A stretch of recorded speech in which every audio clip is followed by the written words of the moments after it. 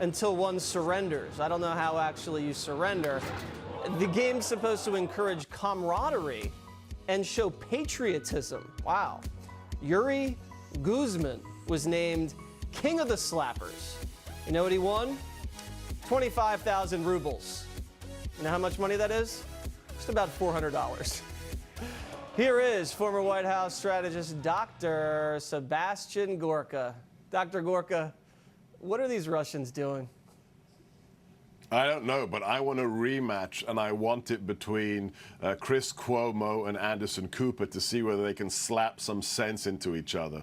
That's how they fight anyway. They with open fists over there at CNN. I love, something about this, I like it. I mean, only in Russia would grown men just slap each other in the face like that for prize money. There's something intriguing about that. You think this will ever make its way to America? It's definitely different, but I'm not holding my breath, Jesse. I mean, we can't even call MS-13 animals, and they're slapping each other silly for prize money. It's a different world over there in Mother Russia.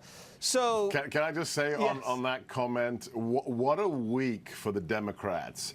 They started by backing Hamas terrorists, yep. and they end it by taking the side of MS-13. I mean, I just can't wait till November. You know what? Let's just give the Democrats a hand. They, it's a heck of a week. It's a heck of a week when you're siding with terrorists against your own president.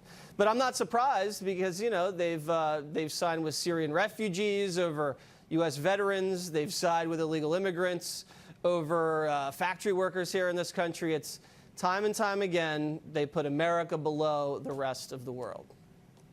I'm just waiting for when Nancy Pelosi and Maxine Waters talks about the divine spark and the inherent dignity of President Trump. That's what I'm waiting for. Right, yes. She actually said there's this divine spark of God in each MS-13 gangbanger as they slice someone's face open with a switchblade.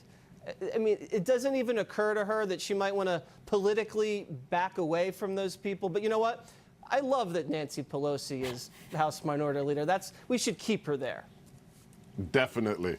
All right, let's go on to North Korea, because I wanted to hear your insight into the mind of Little Rocket Man. We all know that this week he started flirting with pulling out of the Singapore summit because of the war games that we were undertaking with our South Korean allies. What do you think's going on here in his head?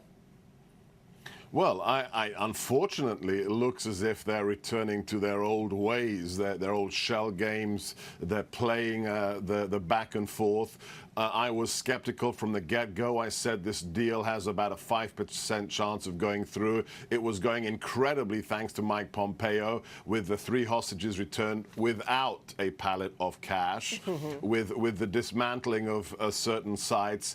But maybe they're reverting to type. Allegedly, Dennis Rodman gave Lil' Kim a copy of The Art of the Deal, but I'm not sure he's read it all, because in Chapter 2, the president wrote very clearly, never be so invested in a deal that you're not ready to walk away from it at any point. And guess what? This is the wrong president to test, and he will walk away from the deal if they start playing games again. Right. He'll walk away, and then he'll ratchet up the sanctions and start squeezing him even more drastically. Right now, we're probably at about a 3. We still have a lot more room to go in terms of a 10. We got the naval blockade over the fuel vessels. They've cut off all access to capital through the banking institutions. So they're in deep trouble. I do believe the summit will still go on.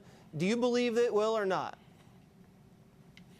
I think he's so keen. I mean, he's desperate. All these world leaders want to have that moment of glory with that photo op with the most powerful man in the world. So I think, against his acting to type, he will go to Singapore on the 12th, and he will want to be seen with our president. But whether it leads to the denuclearization of the peninsula and no more nuclear testing, no more ballistic missile launches, it's a dictatorship, Jesse. They lie. That's what they do, whether it's Khrushchev in '62 with Cuban Missile Crisis, whether it's Hitler in 1938 in Munich saying, oh, I'm not going to invade anybody. Dictatorships lie. They do. And it's so funny to hear the Democrats applauding Little Rocket Man for owning President Trump and punking him into this meeting. Again, when it comes to Hamas, MS-13, or even a dictator, always siding against the American president. Dr. Gorka, don't slap anybody this weekend, all right? Keep your hands to yourself.